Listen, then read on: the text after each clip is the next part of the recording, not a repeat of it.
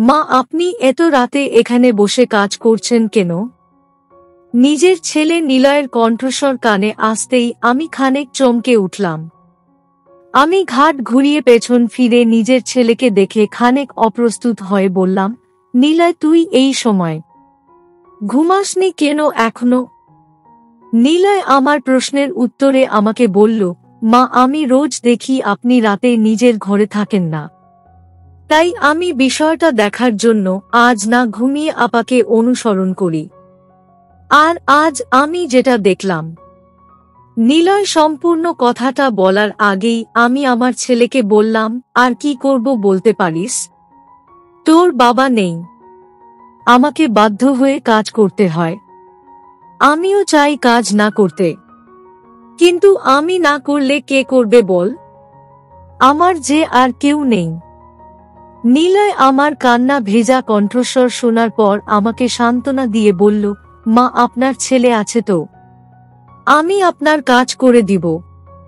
আমি নিলয়ের কথা শুনে ভীষণ রকম অবাক হলাম। নিলয় আমার হাত ধরে আমাকে রুমে নিয়ে গেল। অতঃপর নিলয় আমাকে, হ্যালো আমার কলিজার বন্ধুরা, কেমন আছো সবাই? বরাবরের মতো আজ ও তোমাদের মাঝে নতুন একটি ভিডিও নিয়ে আমি হাজির হয়েছি। আজ তোমাদের বলবো আমার নিজের আপন ছেলের সাথে আমার জীবনের অসাধারণ একটি সত্যি গল্প। আমি শতভাগ শিওর হয়ে বলতে পারি আজকের ভিডিওটা দেখার পর তোমাদের ও জল আসবে। তাই তোমাদের অনুরোধ করছি সম্পূর্ণ ভিডিওটি দেখার। তো বেশি কথা না বলে চলো গল্প ফিরে যাই। আমি পূজা, আমার বয়স ৩৭। আমি বিবাহিত। আমার স্বামীর নাম সৌম। সৌম নেভিতে চাকরি করেন। আমার সাথে সৌমের বিয়ে হয় যখন আমার বয়স ১৮ হবে মাত্র হয়েছে তখন। আমি এক সন্তানের জন্যে। আমার ছেলের নাম নিলয়। নিলয় স্কুলে পড়াশোনা করে। আমি সংসারে কোনো কিছুর অভাব নেই। আমার স্বামী সৌম নেভিতে চাকরি করে বিধায় অর্থনৈতিক কোনো অভাব হয়নি আমার সংসারে। তবে একটা অভাব ছিল, আর সেটা হলো নিজের স্বামীর সঙ্গ। আমরা নারীরা সারা দিন সংসারের খুঁটিনাটি কাজ করতে থাকি। নিজেকে বিজি দেখে আমরা সব ভুল যাই। তবে রাতের দিকে যখন নিজের স্বামী বাড়িতে আসে, তখন আমরা মন খুলে নিজের স্বামীর সাথে গল্প করি। এতে করে আমাদের মন শান্ত থাকে। প্রতিটা নারী শুধুমাত্র এই কারণেই নিজের স্বামীর বাড়ি ফেরার অপেক্ষা করে। কিন্তু আমার দিকটা ভিন্ন। সৌম প্রতি ৬ মাসে বাড়িতে আসে মাত্র ১ সপ্তাহের জন্য। আমি ওই ১ সপ্তাহে যতটা খুশি থাকি তা আমি বলে শেষ করতে পারবো না। তবে সৌম চলে যাওয়ার পর আমার মনটা আবার ও পূর্বের ন্যায় মলিন হয়ে যায়। আমি আবার একা হয়ে যাই। সবকিছু মিলিয়ে আমি এক বিষণ্ণ সময় অতিবাহিত করি। এবার ও আমার স্বামী সৌম ৬ মাস পর বাড়িতে ফিরেছেন। সৌম বাড়িতে ফেরায় আমি সৌমের পছন্দ অনুযায়ী খাবার রান্না করি। সৌম আমার হাতের রান্না খুব পছন্দ করে। আমি আর সৌম ৭ দিন এক ভিন্ন জগতে ছিলাম, এমনভাবে কাটালাম ৭ দিন। দেখতে দেখতে ৭ দিন চলে গেল। সৌমের চলে যাওয়ার সময় হয়ে গেল। সকাল বেলা সৌম নেভিতে ফিরে যাওয়ার জন্য রেডি হয়ে নিল। আর আমাকে বলল, পূজা, আমি জানি তোমার মন খারাপ, কিন্তু কি করব বলো? আমার তো দেশের কাজ করতে হবে। আমি খানিক অভিমানী কণ্ঠে বললাম, তোমার কাছে অন্য সবার জন্য সময় হয়, শুধুমাত্র আমার জন্য নয়। সৌম আমার কথা শুনে মুচকি হাসি দিয়ে বলল, আরে পাগলি, অন্য সবার জন্য কোথায় সময় হয়?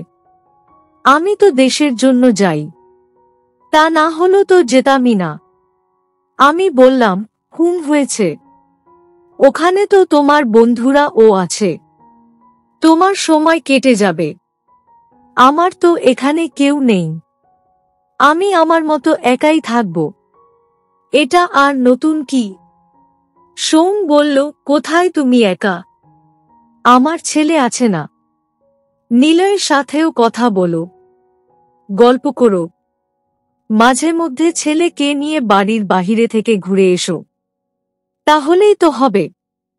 আমি বললাম, আর কাজ নেই তো আমার? তোমার ছেলে কি তোমার মতো নাকি? সে সব সময় নিজের কথা চিন্তা করে। আমার কথা ভাবার মতো সময় কি তোমাদের আছে নাকি? আমার কথাটা শেষ হতেই সোম নিলয়কে ডাকল। নিলয় সৌমের সামনে এসে বলল, জি বাবা, আমাকে ডেকেছেন। সোম বলল, খোকা, তুই নাকি তোর মায়ের খেয়াল রাখিস না? এমনটা করলে কি করে হবে বল? তোর মায়ের সেবা করতে হবে তো তোকে। নিলয় বলল, অবশ্যই বাবা, আমি সব সময় মায়ের খেয়াল রাখব, আপনি চিন্তা করবেন না। সোম নিজের ছেলের কথায় খুশি হয়ে গিয়ে নিলয়কে তার বুকে টেনে নিল। বাবা ছেলের সম্পর্ক তো এটাই। বাবা ছেলের মাঝে সব সময় ভালোবাসাটা একটু গভীর হয়ে থাকে। সোম আমাদের সাথে কিছু সময় কথা বলে অতঃপর বাসে করে চলে গেল। সোম বাসে করে চলে যেতেই আমার চোখ থেকে নোনা জল গড়িয়ে পড়ল। অন্য সবার মতো আমি বিধাতার কাছে প্রার্থনা করি যে তিনি যেন আমার স্বামীকে সব সময় ভালো রাখেন। সোম চলে যাওয়ার পর দেখতে দেখতে কেটে যায় 1 মাস। এর মাঝেই আমার মন বিষণ্ণ হতে শুরু করে। আমার মেজাজ খিটখিটে দেখে আমার ছেলে নিলয় স্কুল থেকে ফিরে আমাকে জিজ্ঞেস করে, মা, আপনার মন মেজাজ কি খারাপ আছে? মানে কিছুদিন ধরে আমি দেখছি আপনি প্রায় সময় রেগে থাকেন। আমি নিলয়ের কথা শুনে খানিক ঝাড়ি দিয়ে বললাম, বেশি কথা বলবি না, আমি যেমন আছি ঠিক আছি, আমাকে নিয়ে অতিরিক্ত মাথা ব্যথা দেখানোর কিছু নেই। আমার ঝাড়ি খেয়ে নিলয় আর কিছু বলল না। আমি জানি আমার ছেলে নিলয় আমাকে খুব ভয় পায় আর সম্মানও করে, তাই আমি যা বলি সে তাই শোনে। নিলয় নিজের ঘরে চলে গেল মুখটা গোমড়া করে। নিলয়কে মুখ ভারী করে থাকতে দেখে আমার ভালো লাগলো না। আমি নিজের ছেলেকে এমন করে কথা শোনাতে পারি না, কারণ সে আমার সন্তান। আমার কথা ভেবেই তো সে আমার থেকে জিজ্ঞেস করেছে। এখন আমি যদি তার সাথে রুড বিহেভ করি, তবে সে কোথায় যাবে? সন্ধ্যার নাস্তা শেষ করে নিলয় নিজের ঘরে বসেছিল। আমি নিলয়কে দুপুরের বিষয়টার জন্য সরি বলতে যাই। আমি নিলয়ের ঘরে প্রবেশ করতেই দেখতে পেলাম নিলয় ল্যাপটপ নামে গেম খেলছে। আমাকে দেখে নিলয় বলল, মা, আমি এখনই পড়তে বসছি, আসলে একটু গেম খেলছিলাম। সরি মা। আমি নিলয়ের কথা শুনে মৃদু হাসলাম। অতঃপর তাকে বললাম, ছাড় পাগলো, আমি তোকে বকতে আসিনি, আমি আসলে তোর সাথে একটু কথা বলতে এসেছি। নিলয় আমার কথাটা শুনে বলল, কি কথা মা, বলুন। আমি বললাম, দুপুরে তোর সাথে অমন করে কথা বলাটা আমার উচিত হয়নি। সরি বাবা, আমি আর কখনো তোর সাথে অমন করে কথা বলবো না। নিলয় বলল, আরে মা, আপনি কি যে বলেন, আমি তো আপনার কথায় কিছু মনেও করিনি। আমি আর নিলয় অনেকটা সময় ধরে গল্প করলাম। নিলয়কে আমি ভেবেছি ছোট, সে হয়তো ঠিক মতো কথা ও বলতে পারে না, তবে আমি ভুল। সত্যি আমার ছেলে বড় হয়েছে, গুছিয়ে কথা বলা শিখে গেছে। আমি নিলয়ের সাথে কথা বলা শেষ করে রাতের খাবার খেয়ে নিয়ে ঘুমাতে চলে গেলাম। নিলয় ঘুমিয়ে পড়েছে এটা দেখে আমি বিছানা ছেড়ে উঠে গেলাম। আমি বিছানা ছেড়ে উঠে পরে রুমের বাহিরে চলে আসলাম, কারণ আমার ঘুম আসছে না, মনটা খারাপ লাগছে। তাই আমি চিন্তা করলাম একটু কাজ করে নেই, এতে করে হয়তো আমার মনটা ভালো হবে না ঠিক, তবে আমি সবকিছু ভুলে থাকতে পারবো। আমি কাজ করতে থাকি আপন মনে। প্রায় ঘন্টা খানেক কাজ করার পর আচমকা আমার পেছন থেকে নিলয় বলে উঠল, মা, আপনি এত রাতে এখানে বসে কাজ করছেন কেন? নিজের ছেলে নিলয়ের কণ্ঠস্বর কানে আসতেই আমি খানিক চমকে উঠলাম। আমি ঘাট ঘুরিয়ে পেছন ফিরে নিজের ছেলেকে দেখে খানিক অপ্রস্তুত হয়ে বললাম, নিলয়, তুই এই সময় ঘুমাসনি কেন এখনো? নিলয় আমার প্রশ্নের উত্তরে আমাকে বলল, মা, আমি রোজ দেখি আপনি রাতে নিজের ঘরে থাকেন না, তাই আমি বিষয়টা দেখার জন্য আজ না ঘুমিয়ে আপাকে অনুসরণ করি। আর আজ আমি যেটা দেখলাম। নিলয় সম্পূর্ণ কথাটা বলার আগেই আমি আমার ছেলেকে বললাম, আর কি করব বলতে পারিস? তোর বাবা নেই, আমাকে বাধ্য হয়ে কাজ করতে হয়। আমিও চাই কাজ না করতে, কিন্তু আমি না করলে কে করবে বল? আমার যে আর কেউ নেই। নিলয় আমার কান্না ভেজা কণ্ঠস্বর শোনার পর আমাকে সান্ত্বনা দিয়ে বলল, মা, আপনার ছেলে আছে তো, আমি আপনার কাজ করে দিব। আমি নিলয়ের কথা শুনে ভীষণ রকম অবাক হলাম। নিলয় আমার হাত ধরে আমাকে রুমে নিয়ে গেল। অতঃপর নিলয় আমাকে তার সাথে নিয়ে গেল তার ঘরে।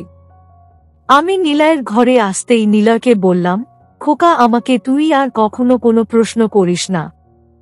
আমি আমার মতো আছি, আমাকে আমার মতো থাকতে দে। তুই ছোট, তুই আমার মনে ব্যথা বুঝতে পারবি না। নিলয় আমার কথাগুলো শুনে একটা দীর্ঘশ্বাস ফেলে আমাকে বলল, মা, আপনি আমাকে ছোট ভাবছে ঠিক, তবে আমি এতটাই ছোট নেই। তাছাড়া বাবা আপনার দায়িত্ব আমার উপর দিয়ে গেছেন। আমার দায়িত্ব আপনার খেয়াল রাখা, আর আজ থেকে আমি আপনার সম্পূর্ণ খেয়াল রাখব। আমি নিলয়কে ঝাড়ি দিয়ে বললাম, কি খেয়াল রাখবি আমার?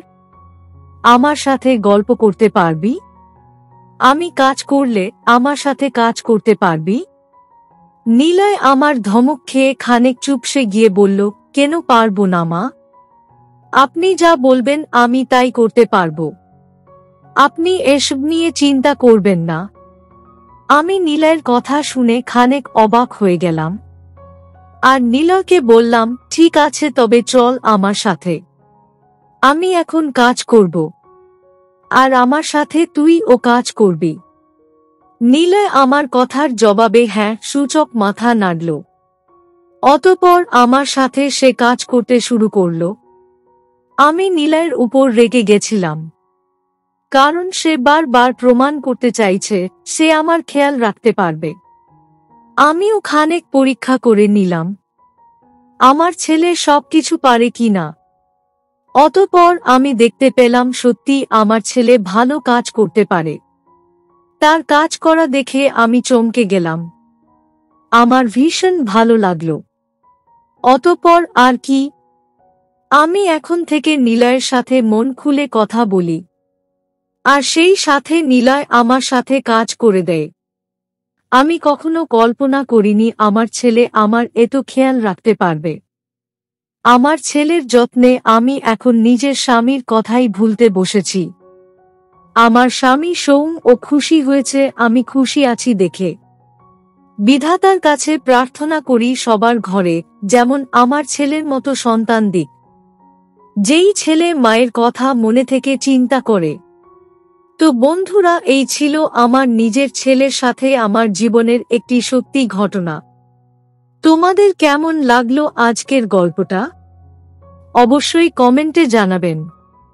প্রিয় বন্ধুরা, আজকের ভিডিওটি এখানেই শেষ করলাম। যদি আমাদের ভিডিওটি আপনাদের ভালো লেগে থাকে তবে একটা লাইক করবেন এবং চ্যানেলটি সাবস্ক্রাইব করবেন। আজকের জন্য আপনাদের কাছে বিদায় নিচ্ছি। দেখা হবে আগামীকাল নতুন একটি ভিডিও নিয়ে। সে পর্যন্ত সবাই ভালো থাকবেন। ধন্যবাদ।